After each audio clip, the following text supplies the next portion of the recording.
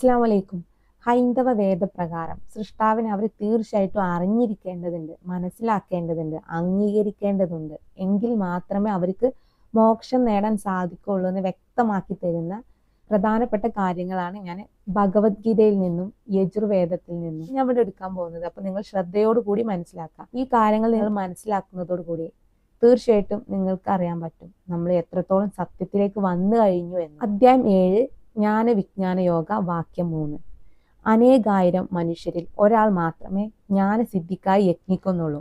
യത്നിക്കുന്നവരിൽ തന്നെ ആരെങ്കിലും ഒരാൾ മാത്രമേ എന്നെ ഉള്ളവണ്ണം അറിയുന്നുള്ളൂ. ഇതേ കാര്യം തന്നെ അധ്യായം 7 ജ്ഞാന വിജ്ഞാന യോഗയിൽ വാക്യം 26 പറയുന്നത്.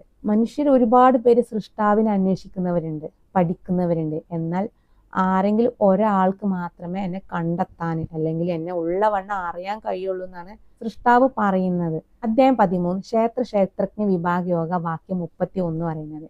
എപ്പോഴാണോ ഓരോ ജീവിയുടെയും സത്ത ഏക വസ്തുവിൽ തന്നെ സ്ഥിതി ചെയ്യുന്നതായും അതിൽ നിന്ന് തന്നെ അവയെല്ലാം വർദ്ധിക്കുന്നതെന്നും ഒരുവൻ അറിയുന്നത്, അപ്പോൾ അവൻ ബ്രഹ്മത്തെ പ്രാപിക്കുന്നു. അപ്പോൾ സൃഷ്ടാവിനെ കണ്ടെത്തുക എന്നുള്ളത് വളരെ ബുദ്ധിമുട്ടുള്ള ഒരു കാര്യമാണ്. ഒരാൾ മാത്രം എന്നെ ഉള്ളവണ്ണം മനസ്സിലാക്കുന്നുള്ളൂ എന്ന് ഇവിടെ പറയുന്നുണ്ട്.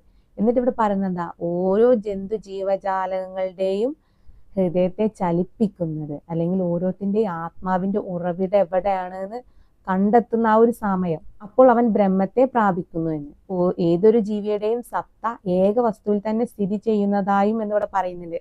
അപ്പൊ നമ്മളെ എല്ലാ മനുഷ്യരെയും ജന്തു ജീവജാലങ്ങളൊക്കെ ചലിപ്പിക്കുന്നത് സൃഷ്ടാവിന്റെ കൈകൾ എന്ന അംശമാണ് എന്ന് നമ്മൾ മനസ്സിലാക്കുന്ന ആ ഒരു സമയം അവന് ബ്രഹ്മത്തെ പ്രാപിക്കുന്നു എന്ന്. അധ്യായം 18 മോക്ഷ സന്യാസ യോഗ, വാക്യം 61. ഈശ്വരൻ മായയാൽ യന്ത്രത്തിൽ വെച്ചിരിക്കുന്ന വസ്തുക്കൾ എന്ന പോലെ സർവ്വജീവികളെയും പ്രവർത്തിപ്പിച്ചുകൊണ്ട് അവരുടെ എല്ലാം ഹൃദയത്തിൽ വസിക്കുന്നു.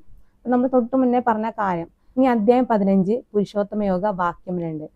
3 ഗുണങ്ങളാൽ പോഷിപ്പിക്കപ്പെടുന്ന അതിന്റെ ശാഖകൾ മുകളിലും താഴെയുമായി പരന്നു കിടക്കുന്ന വിഷയങ്ങളാണ്. അതിന്റെ തളിരുകൾ കർമ്മത്തോട് ബന്ധപ്പെട്ടവയായ അതിന്റെ വേരുകൾ മനുഷ്യലോകത്തിൽ വ്യാപിച്ചെടുക്കുന്നു.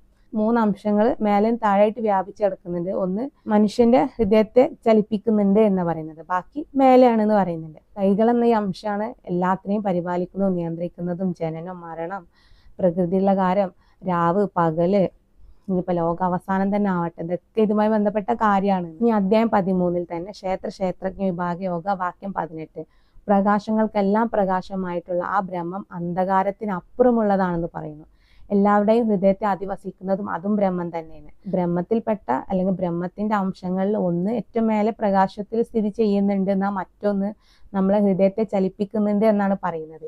ഇനി നമുക്ക് പോവാനുള്ളത് ശുക്ല യജുർവേദം പുരുഷ സൂക്തത്തിൽ 31:18, ശ്വേതശതരോപനിഷത്തിൽ 3:8. ഇവ രണ്ടും പറയുന്നത് ഒരേ കാര്യങ്ങളാണ്. അജ്ഞാനമാകുന്ന ഇരുളിനപ്പുറത്ത് സൂര്യനെ പോലെ സ്വയം പ്രകാശിക്കും ആ പരമപുരുഷനെ, പരമാത്മാവിനെ ഞാൻ അറിഞ്ഞിരിക്കുന്നു. ആ വിദ്യയുടെ അല്ലെങ്കിൽ മായയുടെ അന്ധകാരത്തിന് മുകളിൽ ജ്വലിച്ചു നിൽക്കുന്ന പ്രകാശ സ്വരൂപനാണ് അവിടുന്ന്. ആ പരമാത്മാവിനെ ഉള്ളറിഞ്ഞ് തിരിച്ചറിയുന്നതിലൂടെ മാത്രമേ ഒരു മനുഷ്യന് മൃത്യുവിനെ, സംസാര ബന്ധങ്ങളെയും ജനന മരണങ്ങളെയും അതിജീവിക്കാൻ സാധിക്കുകയുള്ളൂ. ഈ ഒരു സൃഷ്ടാവിലേക്ക് നമ്മൾ എത്തിപ്പെടണം, അറിഞ്ഞിരിക്കണം എന്നുള്ളതാണ് ഇവിടെ പറയുന്നത്.